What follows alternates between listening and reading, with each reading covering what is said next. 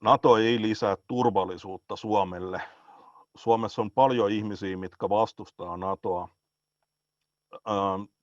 Me ei tiedetä tarkkaan, kuinka iso prosentti Suomessa vastustaa, mutta ennen se on ollut 60 ja 70% NATOn vastustus.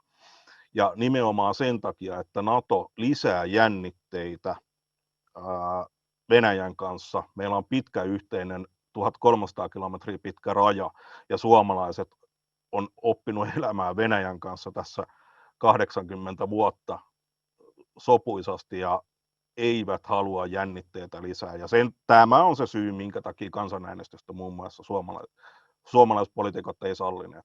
No, Suomen media käsittelee täysin yksipuolisesti NATOa, ja itse asiassa mediaakin suurempi ongelma Suomessa on sosiaalinen media. Jos sä sanot mitään NATO-kierteistä, niin sä olet heti vieraan vallan agentti, eli tässä tapauksessa Venäjän agentti, ja Suomessa puhutaan Putinin trolleista. Eli minua esimerkiksi mukaan rahoitettaisiin Venäjältä, että vastustaisin NATOa.